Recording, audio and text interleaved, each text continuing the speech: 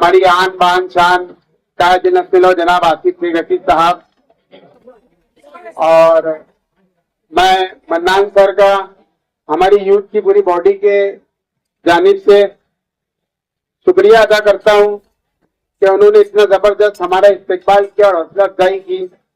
मैं उनका तहे दिल से शुक्रिया अदा करता हूं। अभी यहाँ पर बात हो रही थी कि हम चाय पे चर्चा का जो प्रोग्राम है वो करने के लिए निकले हैं, तो मन्नान सर को ये हमारी चीजें बहुत पसंद आई तो इस्तेकबाल रखा है। असल में दरअसल ये जो चीज है ये आसिफ शेख साहब की सोच है। आसिफ साहब जो सोचते हैं तो बहुत दूर अंदेश लेता है आसिफ शेख साहब हमारे, तो वो उस हिसाब से सोचते हैं। आज आसिफ शेख साहब ने हमको जो प्रोग्राम दिया है चाय पे चर्चा का, तो इसका हमारा मकसद ये है, बैठ जाओ भाई, इसका मकसद हमारा मेन ये है कि किस तरीके से मालेगांव शहर के नौजवानों को इस्लाम पार्टी से जोड़ा जाए। आसिफ शेख रशीद साहब ने हमें एक टारगेट दिया है कि 50 दिनों के अंदर तकरीबन हमें 100 मीटिंगें करनी है, 100 चाय पे चर्चा के प्रोग्राम करने हैं। और अल्हम्दुलिल्लाह हमारे 12 प्रोग्राम कल तक के हो चुके हैं, 13 प्रोग्राम हमारे कल तक के हो चुके हैं। और बरोज शनिचर मतलब कल अख्तराबाद में एक प्रोग्राम है और एक बिस्मिल्लाह होटल जाफर नगर के अंदर हमारा एक प्रोग्राम है। वैसे कल 2 प्रोग्राम, हम रोजाना 2 प्रोग्राम कर रहे हैं।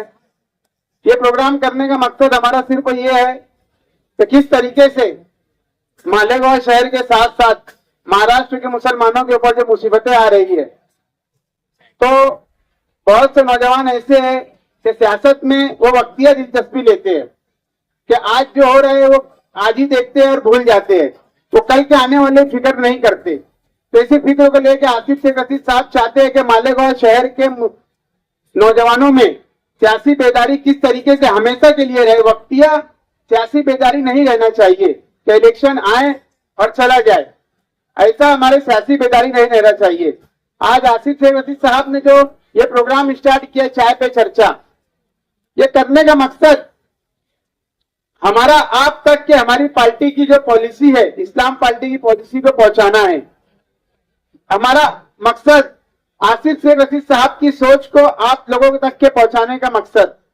हमारा जो असल मकसद है कि किस तरीके से मालेगांव के साथ साथ महाराष्ट्र के अंदर मुसलमानों के साथ में जो सलूक हो रहा है, जो नाइंसाफी हो रही है, उसको किस तरीके से रोका जा सकता है। इसको रोकने के लिए तुमको और हमको नौजवानों आसिफ शेख रशीद साहब के हाथों को मजबूत करना बहुत जरूरी है। आपने पिछले दिनों देखा होगा आसिफ शेख रशीद साहब सुलेमान खान का कत्ल हुआ, तो किसको वहां पर सबसे पहले बुलाया गया और कौन वहां पर पहुंचकर सुलेमान खान की माँ बाप के आंखों का आंसू किसने पोंछा? तुम्हारे और हमारे महबूब लीडर जनाब आसिफ शेख रशीद साहब ने यह काम किया। उसके बाद में लोगों ने जानने का यह काम किया। आसिफ शेख रशीद साहब को आज पूरे महाराष्ट्र के मुसलमान एक उम्मीद भरी नजरों से देख रहे हैं कि किस तरीके से वो ये देख रहे हैं किस तरीके से इलेक्शन हारने के बाद में हमारे लीडर आसिफ शेख रशीद साहब किस तरीके से मालेगांव के मुसलमानों के साथ साथ महाराष्ट्र में जहां कहीं भी कुछ होता है तो सब में पहले पहुंचने वाले का नाम आसिफ शेख रशीद साहब है। उनको भी यह महसूस होता है कि हमारे बीच में ऐसा लीडर नहीं है, इस वजह से वो आज मालेगांव शहर के लीडर को हमारे आसिफ शेख रशीद साहब को पसंद कर रहे हैं और जहां कहीं भी कुछ मुसीबतें परेशानी आती है आसिफ शेख रशीद साहब को बुलाते हैं।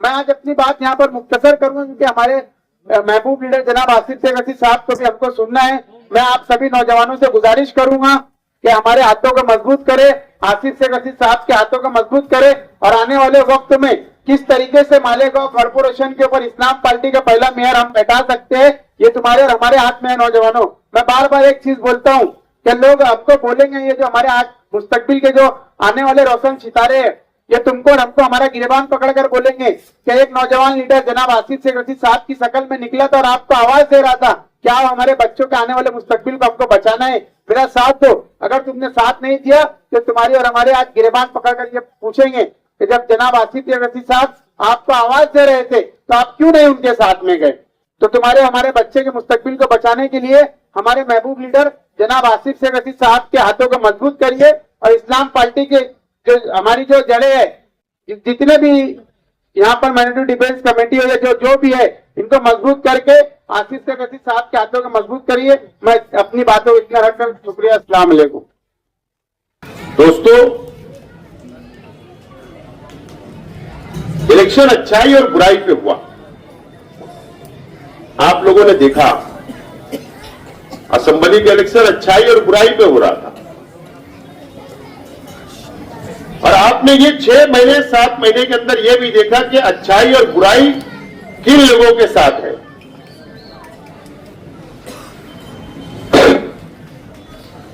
कल किसी का जन्मदिन था, बोले नेक काम, बोले जन्मदिन के मौके पर नेक काम।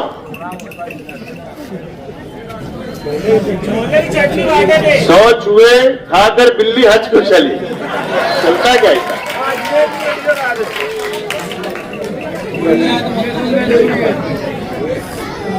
बुराई करो माफी मांग लो, बुराई करो माफी मांग लो, फिर अच्छाई और बुराई।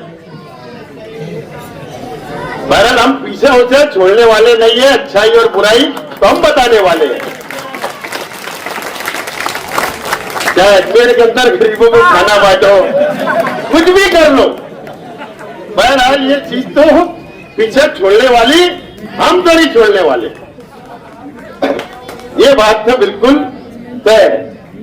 तो ऐसी कितनी बुराइयां जो अच्छाई और बुराई का स्टेज से तकरीर किया करते थे, अच्छाई और बुराई की दुआई दिया करते थे।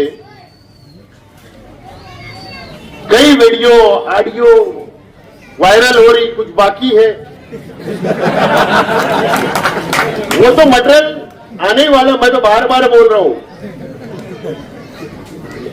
लेकिन ये शहर की आवाम को अब फैसला करना है अच्छाई और बुराई का, शहर की आवाम को फैसला करना है। हम तो तामीर, तरक्की, डेवलप, गरीबों का साथ, गरीबों को साथ लेकर चलना, और शहर की आवाम को फैसला कर देना है इस इलेक्शन के अंदर।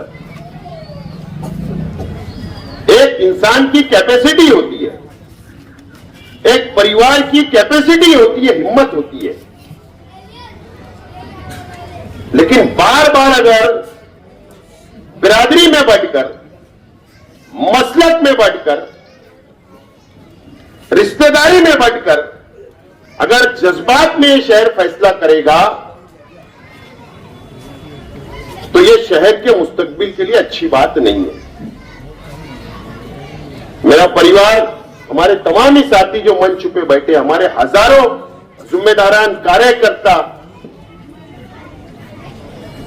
हम आवाम के बीच में रहते, आवाम का काम करते, गरीबों का काम करते, सबको साथ लेकर चलने की कोशिश करते, हर तरीके से हम साथ रहते। लेकिन क्या होता है इलेक्शन के समय कि हम लोगों को हार का सामना करना पड़ता है। और मुझे उम्मीद है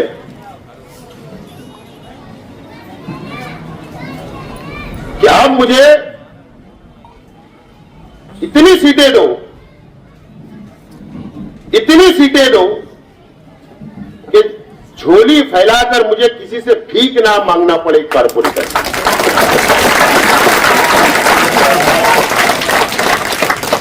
इतनी सीटें दो, 43 सीट परफेक्ट होना मेयर बनाने के लिए, 43 सीट। नहीं तो अगर आप आधा अधूरा मेजॉरिटी दोगे, कम देंगे, तो फिर ये झोली फैलाने का फिर जाना पड़ेगा किसी के पास। ये वक्त मेरे ऊपर मत लाइए। अगर आपने 43 कारपोरेटर चुनकर दे दिए, मेयर हमारा बैठ गया, तो आज मैं कुछ नहीं हूं, उसके बावजूद भी कम से कम 8 करोड़ का काम की मैंने मंजूरी अभी आपको बता दिया। मुझे बताओ आप, ये इलाका कितना मुनाफात था? तामीरी काम नहीं थे, पानी नहीं था, लाइट नहीं था, रास्ते नहीं थे, सहूलत नहीं थी। लेकिन अल्लाह का करम है कि शेख रशीद साहब ने, हम लोगों ने इस इलाकों के ऊपर खुसूसी तवज्जो दी, कामकाज किया, कामकाज करते रहते। और उससे बढ़कर आपको साथ लेकर चलते हैं, आपको साथ लेकर चलते हैं। एक आदमी छून कर आ जाता मजहब के नाम पर, एक आदमी मजहब का सहारा ले लेता, उसके बाद नुमानी नगर क्या है, कौन सा इलाका है मुझे नहीं पता, नुमानी नगर में वर्कर नहीं दिखते लेकिन वोट पेटी पे जरूर दिखती। ना कभी तुम्हारे सुख में, ना कभी दुख में, ना तुम्हारे मसाइल में, ना तुम्हारी गटर, ना कभी तुम्हारी रोड, ना कभी पानी, कभी ना तुमको जानना ना पहचानने वाला, लेकिन जरूर वोट दिखती है पेटी के ऊपर। तो क्यों ऐसा होता है? क्या कभी आपने सोचा? क्या आपने उसके ऊपर फिक्र किया? एक आदमी आता है, मजहबी बातें करता, वोट लेकर चले जाता, 5 साल गायब रहता, फिर इलेक्शन आता, फिर मजहब की दुकान लगाई जाती, फिर दुआई दी जाती, फिर चुनकर चले जाता। ये कब तक?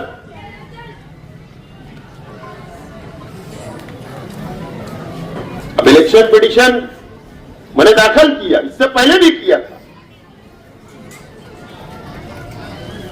मकसद सिर्फ एक है, इलेक्शन पिटीशन दाखिल करने का मकसद एक है कि मजहब का सहारा नहीं लेना चाहिए, मजहब का सहारा नहीं लेना चाहिए। आप भी मुसलमान, मैं भी मुसलमान, उम्मीदवार मुसलमान, वोट देने वाले मुसलमान।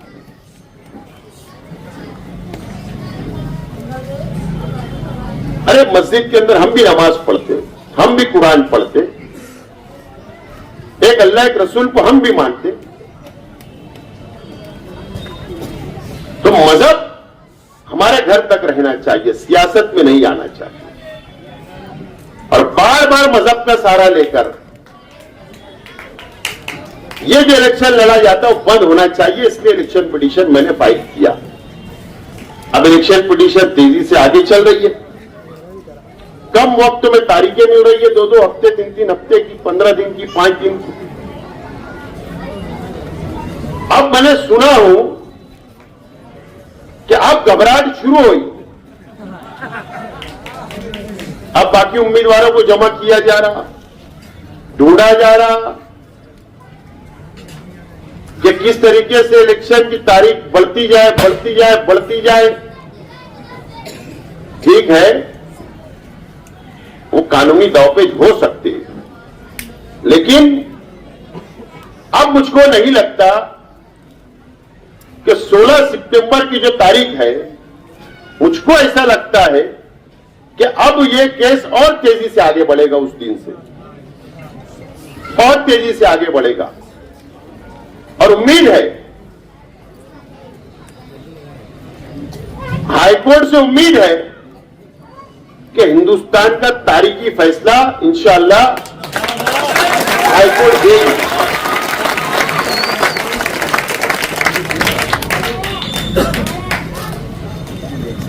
बहरहाल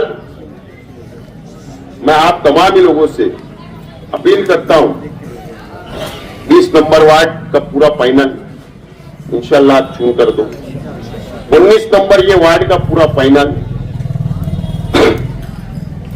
18 नंबर, 21 नंबर, उसके बाद और जो आगे पैनल बनेंगे, ये बाजू भी आपको मैं बार बार बोल रहा हूं, पार्टी जिसको टिकट दी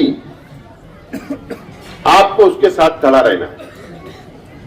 हक सबको है, टिकट मांगने का हक सबको है, सब टिकट मांग सकते, पार्टी में झगड़ा कर सकते, पार्टी में आगे अपनी बात रख सकते, लेकिन पार्टी की जो पार्लियामेंट्री बोर्ड होगी जो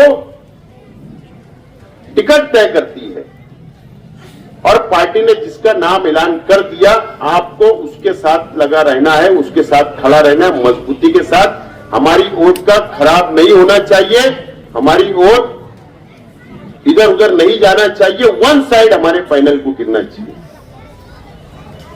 बहरहाल बोलना बहुत है, लेकिन मैं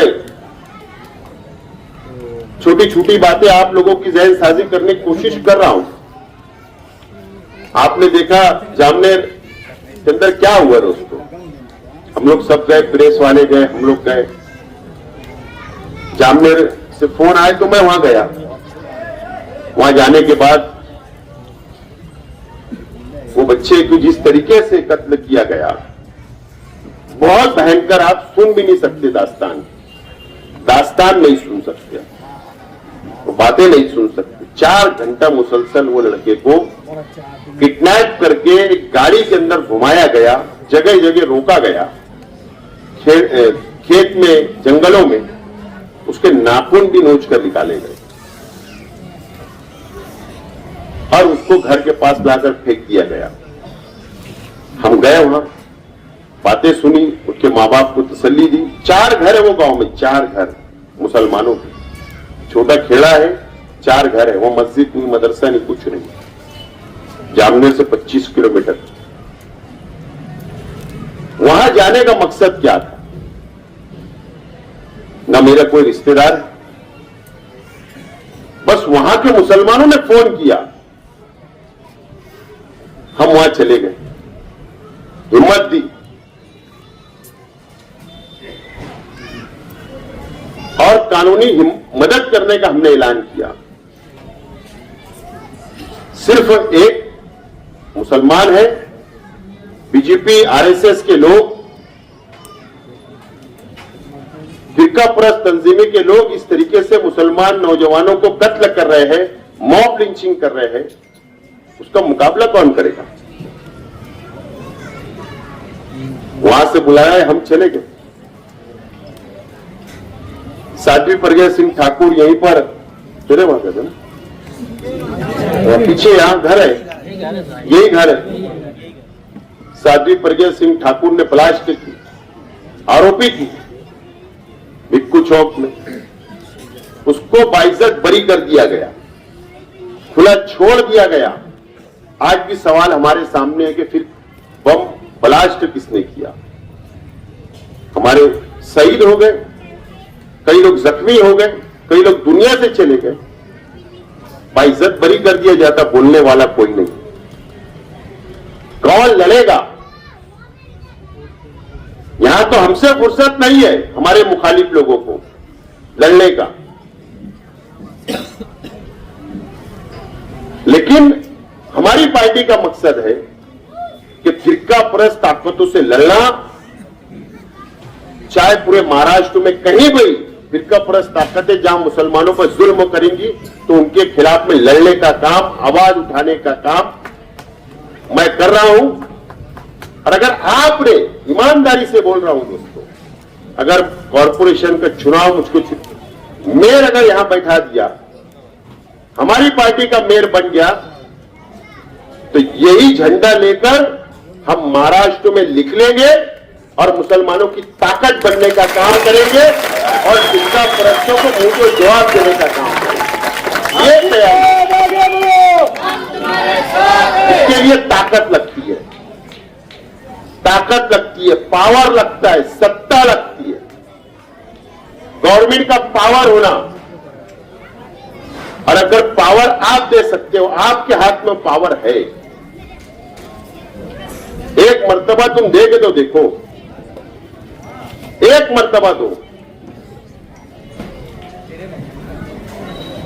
उसके बाद ये पूरे हमारे खानदेश भाग, मराठवाड़ा, नंदुरबार, धुलिया, जलगांव, अहमदनगर, ये तमाम इलाके के अंदर जिस तरीके से फिरका परस्ती बढ़ रही है, हम एक मेयर के बलबूते, एक कारपोरेशन के बलबूते, एक झंडा लेकर महाराष्ट्र के अंदर निकल सकते हैं और हमारी ताकत बढ़ा सकते हैं और मुकाबला कर सकते हैं। ये पावर, तुम सत्ता समझो पावर। आज मैं स्टेट से बोल सकता फिरका परस्तों के खिलाफ, प्रेस में बोल सकता, मीडिया के सामने बोल सकता, लेकिन मैं असेंबली के अंदर नहीं बैठ सकता। क्यों? मैं हार गया हूं, इसलिए नहीं बोल सकता असेंबली में बैठकर। और जिसको शहर में ताकत दी, पावर दिया, वो आदमी मुशारत चौक की पान दुकान छोड़ने तैयार है, अंदर कुछ नहीं बोल रहा। फिरका प्रस्तों से मिली भगत, मिल के काम मैनेज चल रहा है, काम पैसा मिल रहा है, उनका काम चल रहा है। शहर को धोखा दिया जा रहा है, मां बहनों को धोखा दिया जा रहा है, शहर को मजहब के नाम पर धोखा दिया जा रहा है, उलमाओं को धोखा दिया जा रहा है, पूरी शहर की आवाम को धोखा दिया जा रहा है, धोखा देने का काम किया जा रहा है। शहर समझता ही नहीं, शहर समझने तैयार नहीं है। अंधी अकीदत में शहर ये तमाम ही चीज बैठकर सोच ही नहीं रहा है कि कौन से रास्ते पे एक शख्स हमको लेकर जा रहा है। ये शहर को सोचने की अब जरूरत है। शहर ने नहीं सोचा, मेरा कुछ नहीं होगा, मेरे परिवार का कुछ नहीं होगा, कोई शिवसेना बीजेपी आरएसएस वाले मेरे घर पर आकर मेरे पे हमला नहीं करेंगे, लेकिन देहातों के अंदर मुसलमानों पे हमला करेंगे। ये शहर के मुसलमानों पे अत्याचार होगा, गरीबों पर अत्याचार होगा, छोटा मोटा धंधा व्यापार करने पे अत्याचार होगा। इसका जवाब कौन देगा? तमाम चीजें आप लोगों को समझना है, सोचना है। बड़ी मालेगांव स्कूल का याद होगा, इस इलाके के अंदर है तो बोल रहा हूं। इलेक्शन के टाइम, इससे पहले बोला था इलेक्शन हारने के बाद, मालेगांव स्कूल के टीचरों ने, कुछ लोगों ने हमारे बच्चों के जहन खराब किए थे, जहर भरने का काम किए थे, प्रचार मेरे खिलाफ करने का काम किए थे। होना चाहिए कि ये हम हमारे बाल बच्चों को इसलिए भेजे अच्छी तालीम मिले, अच्छी तरबियत मिले, पढ़ लिख कर कुछ बने, लेकिन नहीं, शेख आसिफ नहीं चलेगा। इतनी जहनियत खराब।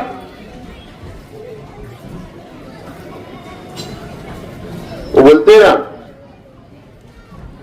अल्लाह की लाठी में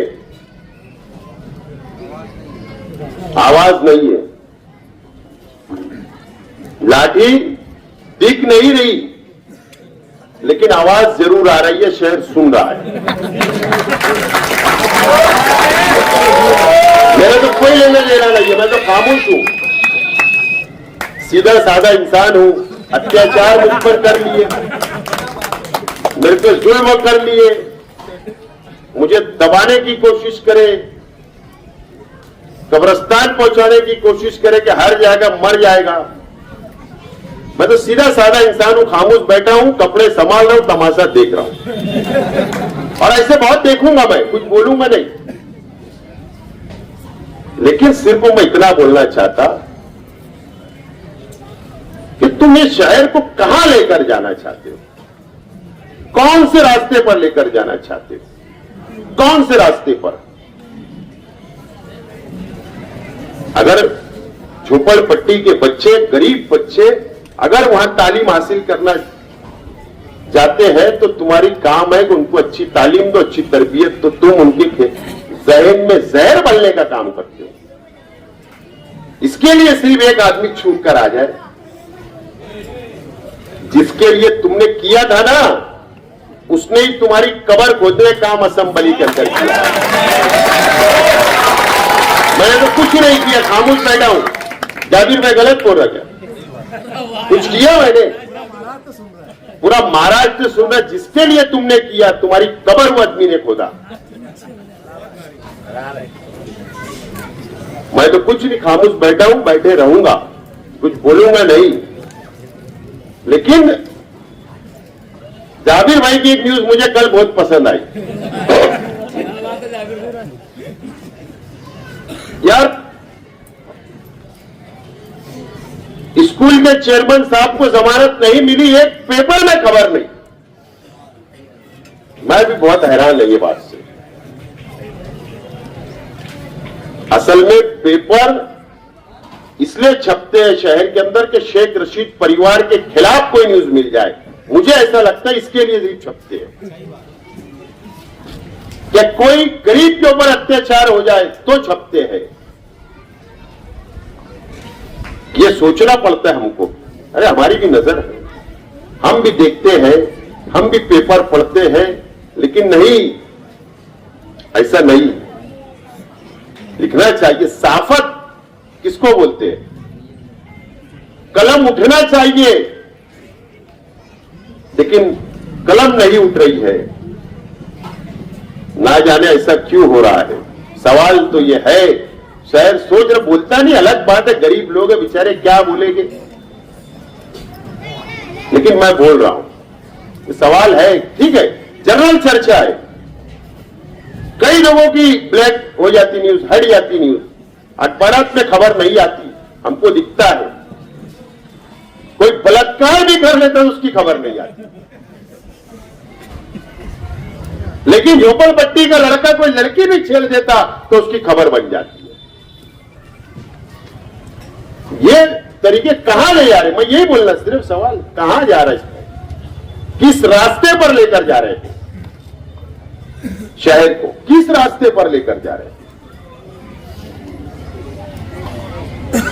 ये शहर में संजीदगी से बैठना चाहिए, सोचना चाहिए, समझना चाहिए। अरे तो तुमको कोई हक वक नहीं है कि तुम कौम और मिल्लत की बात करे, मुसलमानों की बात करे, शहर को बचाने की बात करे, तुमको हक वगैरह नहीं है, कोई हक नहीं है। पहले अपने अंदर झांको, अपनी खुद की इस्लाह करो, उसके बाद दूसरों की इस्लाह करना। लेकिन ये तमाम ही चीजें शहर में खत्म होती जा रही है, धीरे धीरे धीरे धीरे खत्म होती जा रही है। बोलने वाला कोई नहीं। उम्मीद थी कि कुल जमाती तंजीम को सलाह दिया था, मशवरा दिया था, आज तक जवाब नहीं आया। कल देखा एक यूट्यूब पर कि मेमोरेंडम देते हुए एक साहब नजर आए। जब मैंने लाइन में देखा, वो मेमोरेंडम के अंदर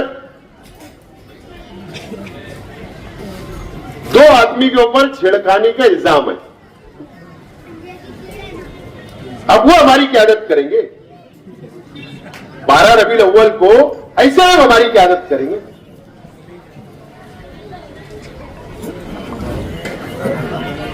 कल का यूट्यूब चैनल उठाकर देखना, एसपी साहब को कौन मेमोरेंडम दे रहा, उनके चेहरे देखना। और मैं चैलेंज से बोल रहा हूं, चैलेंज दे के जा रहा हूं, कल मेरा जवाब देना बात का, परसों प्रेस लेके सबूत दूंगा। ऐसे लोग क्यादत करेंगे हमारी? हम तुम्हारे बंधे हुए लोग हैं, तुम्हारे गुलाम हैं। क्यों अच्छे लोग नहीं आ रहे आगे? क्यों माशरे में सुधार नहीं आ रहा? क्यों ऐसे गंदे लोग को बाजू में नहीं फेंका जा रहा? कोई भी दीनी तंजीम हो, अच्छे लोग आगे आना चाहिए, हम कबूल करेंगे। लेकिन अगर हम पर कोई थोपेगा, बुरे लोगों को थोपेगा, गंदे लोगों को थोपेगा, बाल बेटी को छेड़ने वालों को हम पर थोपे जाएंगे, तो हम ये बर्दाश्त नहीं करेंगे। मजहब की ठेकेदारी नहीं किसी ने दी तुमको। और डिपार्टमेंट से मेरी हाथ जोड़कर गुजारिश है कि ऐसे गंदे लोगों को जुलूस से अगर दूर रखा जाएगा तो मैं डिपार्टमेंट का शुक्रिया अदा करूंगा, शुक्रिया अदा करूंगा। इस्तेकबाल जश्न ईद मिलादुन नबी सल्लल्लाहु अलैहि वसल्लम के जुलूस में गंदे लोग होने ही नहीं चाहिए। एकदम साफ तौर पर मेरा बोलना है शहर की आवाम से, आप आवाज उठाओ, आप आवाज उठाओ, आपका हक है, आवाज उठना चाहिए, आवाज निकलना चाहिए। लेकिन कोई बोलने वाला नहीं, खामोश है, सब चल रहा है। हठधर्मी चल रही है, दादागिरी चल रही है, कोई बोल नहीं रहा है, सब खामोश। ट्रस्टों में भी बने रहेंगे, ट्रस्टों में भी बने रहेंगे, हठधर्मी से छोड़ेंगे नहीं। छोटे छोटे गरीब उलमाओं को, मदरसे के लोगों को, दरगाह के लोगों को दबाएंगे, हटेंगे नहीं। अगर ऐसा ही रहा तो ठीक है, लेकिन फिर हमारी इस्लाह करने मत आना। हमको तुम बताना मत अच्छाई और बुराई। इस तरीके से काम ये शहर में चल रहा, कौन बोलेगा?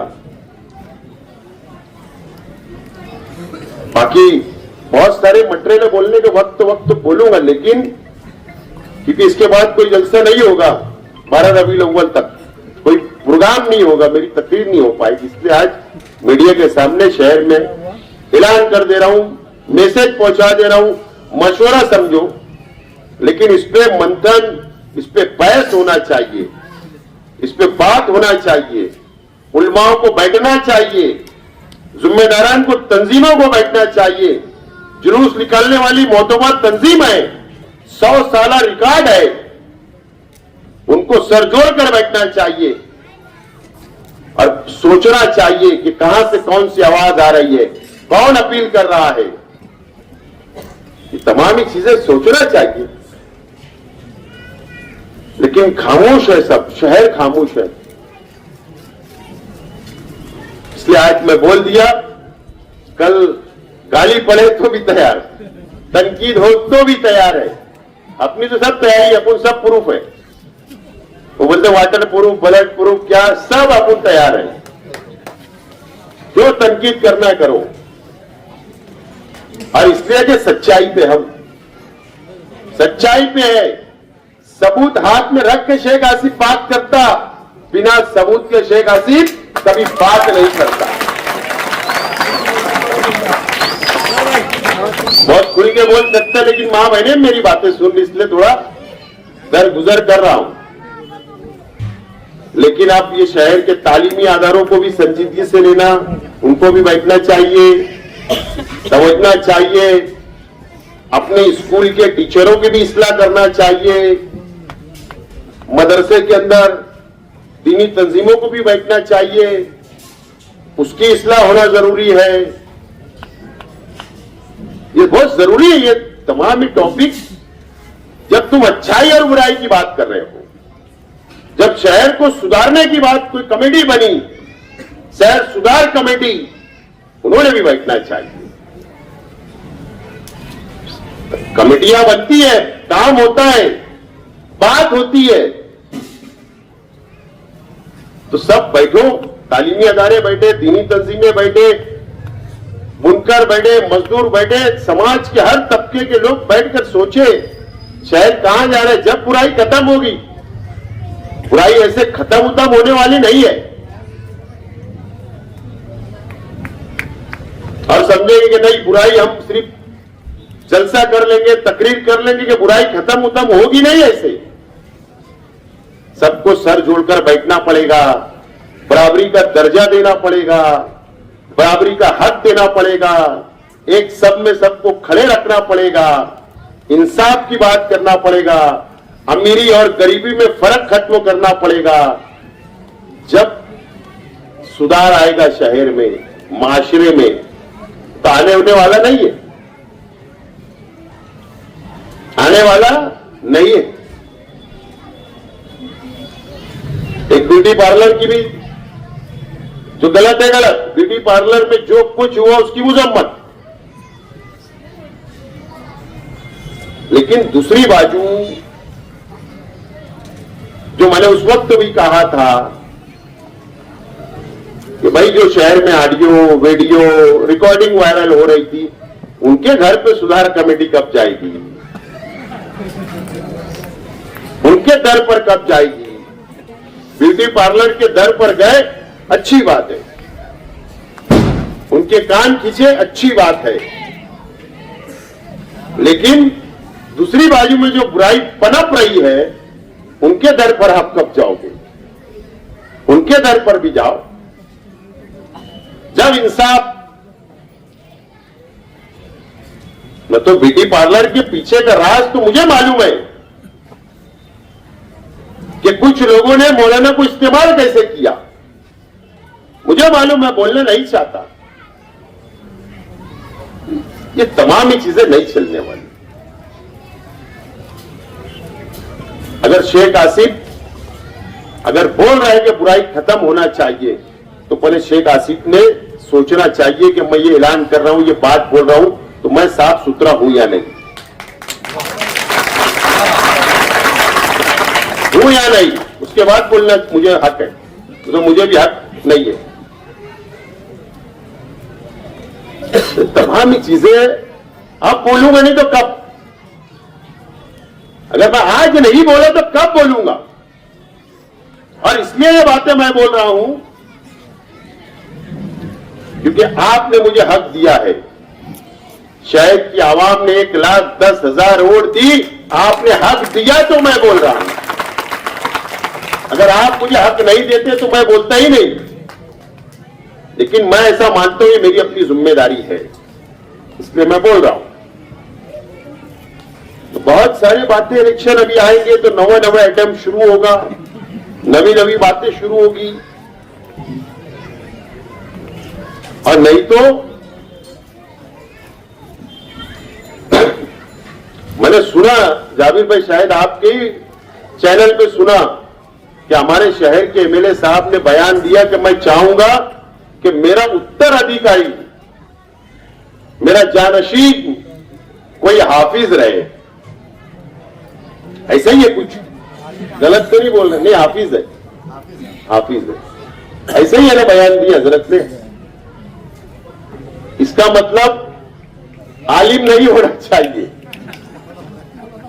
आलिम नहीं होना चाहिए, मौलाना नहीं होना चाहिए, कोई दूसरा मुफ्ती नहीं होना चाहिए, यानी सिर्फ मेरा बच्चा एक हाफिज है, सिर्फ वही उत्तराधिकारी रहे। बात समझिए, इन्हें वो क्या बोलते रहा, मंतिक बातें, दरमियानी बातें जो पकड़ में ना आए। अच्छी बात है, सबको अधिकार आना चाहिए, आपके फर्जंदों को भी वेलकम। लेकिन मालेगांव म्युनिसिपल कॉर्पोरेशन के इलेक्शन में हजरत, आप पूरे शहर में तमाम ही लेडीज सीट जो तुम खड़ा करोगे ना, क्या नहीं करोगे? इसका भी जवाब दे दूं। लेडीज सीट तुम्हारी पार्टी से टिकट दोगे या नहीं? क्योंकि तुमने असेंबली के इलेक्शन के अंदर पॉम्पलेट निकाला था कि लेडीज को वोट देना नहीं। तो क्या सवाल है कि आप कारपोरेशन के चुनाव में लेडीज उम्मीदवार नहीं उतारोगे? और अगर आप उतारोगे तो फिर आप तमाम ही लेडीज उम्मीदवार आलमा उतारोगे क्या? या तमाम ही सीटों के ऊपर जो जेंट्स उम्मीदवार रहेंगे वो सिर्फ हाफिज रहेंगे क्या? ये ऐलान कर दो, ऐलान कर दो। तुम्हारा जानशीन हाफिज होना, नया पूरे वार्ड का कारपोरेटर हाफिज नहीं चलेगा तुमको, इस्लामपुरे से हाफिज नहीं चलेगा, नहीं। तुम्हारा लड़का जानशीन होना एमएलए के लिए, इसके लिए हाफिज। लेकिन दूसरी कैटेगरी आप नहीं मानोगे, आप सबको दोगे। तुम्हारी जब लिस्ट आएंगी ना, जब जलसे पढ़ के बताऊंगा, जो लिस्ट तुम डिक्लेयर करोगे ना उम्मीदवारों की, तो जब हम बताएंगे कि तुम्हारे उम्मीदवार के अंदर कितनी अच्छाई और बुराई है और कितने कारनामे हैं, उनका फाल बोलेंगे फिर हम। तो अपने मुफाद के लिए अच्छी बातें बोलना, अपने वर्करों के कान को खुश करना, और जहां पर अपना मुफाद नहीं रहेगा वहां माल डब्बे में काम चलते रहे, बस इस तरीके का सब छचन होगा, छचन होगा।